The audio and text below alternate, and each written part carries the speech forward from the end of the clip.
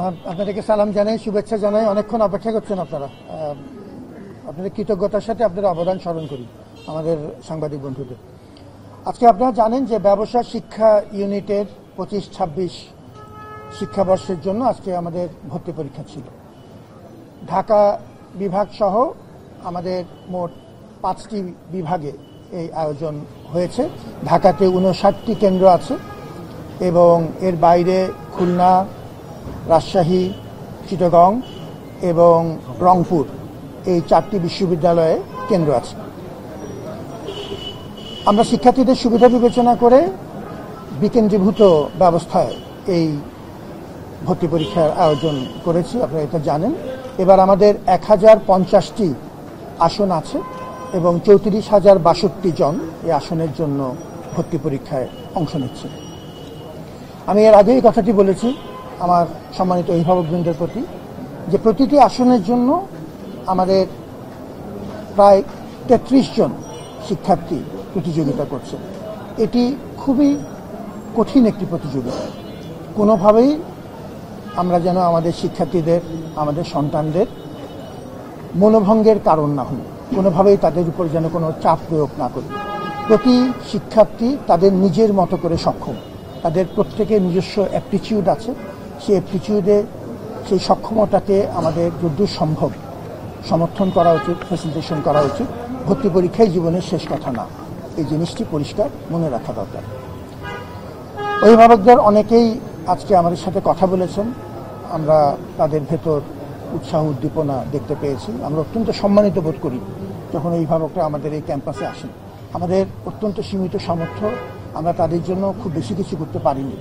এবার যদ্দূর চেষ্টা করেছি যে আমাদের ট্রাফিক ব্যবস্থাপনা যেন তুলনামূলকভাবে একটু ভালো থাকে এবং সার্বিক পরিস্থিতি একরকম ক্যাম্পাসে তুলনামূলক বিবেচনায় শান্ত আছে। সব কিছু মিলিয়ে আমরা আপনাদের উপস্থিতিকে সম্মান জানাই এবং এখন পর্যন্ত আমাদের কোনো বড় অভিযোগ নেই এবং আমরা দ্রুততম সময়ে চেষ্টা করব এই ফলাফল প্রক্রিয়াজাত করে প্রকাশ করতে। এই প্রক্রিয়ার সাথে আমার যেসব সহকর্মী উদয়হস্ত পরিশ্রম করেছেন তাদের প্রতি আমার কৃতজ্ঞতা এবং ধন্যবাদ।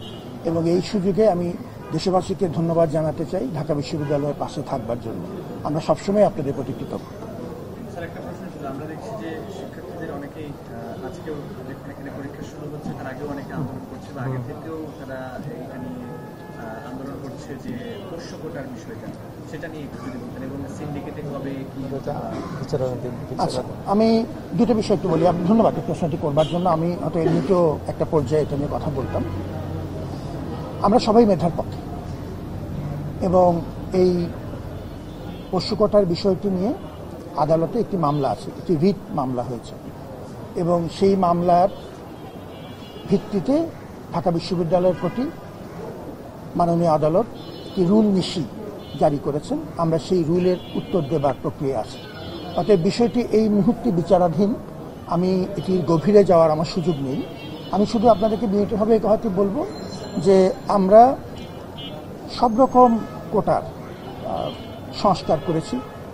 মানুষের চাহিদার ভিত্তিতে, শিক্ষার্থীদের সাথে আলাপের ভিত্তিতে সংস্কার কাজ চলছে।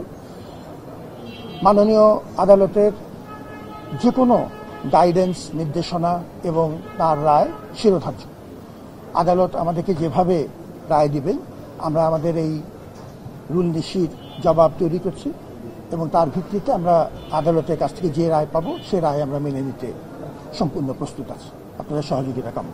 স্যার, ব্যক্তিগতভাবে আপনি ওটার পক্ষে কিনা, এই যে পোষ্য কোটাটা যে আছে, আপনি কি ধারণা করেন 24-এর পরিবর্তিত বাংলাদেশ? জি, আমি যে কথাটি বললাম যে এই মুহূর্তে তো এটি আমাদেরকে আদালতের বিচারাধীন বিষয়। আপনি যদি আমাকে ব্যক্তি হিসাবে জিজ্ঞেস করেন, আপনি, আমি, আমরা সবাই তো এই যে কোনো বৈষম্যের বিরুদ্ধে মেধার পক্ষে, এটা তো আমরা সবাই তাই।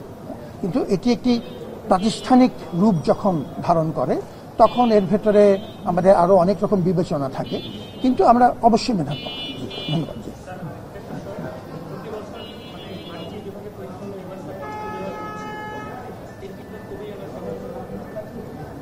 আচ্ছা, এটির কিছু উত্তর আমাদের সংশ্লিষ্ট দিন মহোদয় দেবেন। এটার আমাদের বিবেচনা খুব পরিষ্কার। আমরা কিন্তু সর্বোচ্চ সংখ্যক কনসালটেশন করি যে কোনো সিদ্ধান্ত নেওয়ার আগে। আমরা আমাদের যে নিজস্ব ফোরামগুলো আছে তা তো আছে, ডিনস কমিটি, একাডেমিক কাউন্সিল, এগুলোতে আছে।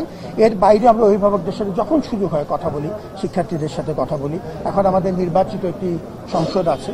সবকিছু মিলিয়ে আমরা যেটি বিবেচনা করেছি যে সামনের দিনগুলোতে দেশব্যাপী নির্বাচন ইত্যাদি বিবেচনা করে যদি কোনো অনিশ্চয়তা যদি আমরা আশঙ্কা করি, এরকম ক্ষেত্রে যেন কোনোভাবেই আমাদের শিক্ষা কার্যক্রম যেন ব্যাহত না হয়।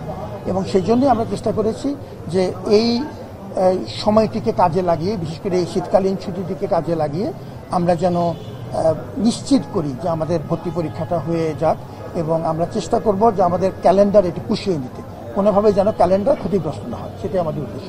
স্যার, পরীক্ষা রিলেটেড আমার একটা প্রশ্ন আছে, সেটা হচ্ছে আপনাদের ঢাকার বাইরে যে চারটা ইউনিভার্সিটি পরীক্ষা হচ্ছে, সেখানে দেখা যায় কোনো ইউনিভার্সিটিতে 15 মিনিট আগে ওয়েবার দেওয়া হয়, আবার কোনো ইউনিভার্সিটি যখন পরীক্ষার টাইমটা শুরু হয় 11টা বাজে তখন ওয়েবার দেওয়া হয়। এই জিনিসটা সাধারণ শিক্ষার্থীদের মধ্যে একটা সমস্যা তৈরি করে কিনা সেটা আমরা জানি না। নির্দেশনা আছে কিনা? নির্দেশনা দেওয়া আছে 15 মিনিট আগে দেওয়া, নির্দেশনা মানা হয় না কেন? অভিযোগ আসলে আমরা দেখবো। হ্যাঁ, বাট নির্দেশনা হলো 15 মিনিট আগে দেওয়া। এটা একেবারে নির্দেশনা আমাদের circulated to all of the centres আমরা দিই। এরকম কোনো অভিযোগ আমরা আসলে পাইনি, বাট অত্যন্ত মূল্যবান যদি কোনো যে এটা বিবেচনা নেওয়া হবে। আমাদের একদম লিখিত ডিক্লারেশন আছে। আপনি বলেছেন যে হাইকোর্টে একটা চলমান রিট, এটা 2024 সালের 10 ডিসেম্বর এটা রুল জারি করেছিলেন হাইকোর্ট। আজকে 6 ডিসেম্বর, প্রায় 1 বছর আপনাদের জবাব দিতে বলেছেন, আপনারা কি ধরনের জবাব দিয়েছেন? সেটা আমি যেটা বলছি যে এটা নিয়ে আমার মনে হয় যে আমরা যোগ্য যা বলার আলোচনা করেছি। আমি আপনাকে যেটা বলেছি খুব পরিষ্কার যে আমাদের সমস্ত প্রস্তুতি আছে। আমরা আমাদের তরফ থেকে আইনজীবী নিয়োগ করা, আমাদের আইনি প্রক্রিয়ার মধ্যে যাওয়ার জন্য যে প্রস্তুতি, আমাদের একটি কমিটি বেশ কিছুদিন যাবৎ কাজ করেছেন সমস্ত ডকুমেন্টেশন সহ। সুতরাং আমরা এই পুরো সময়টুক এটার পেছনে কাজ করেছি।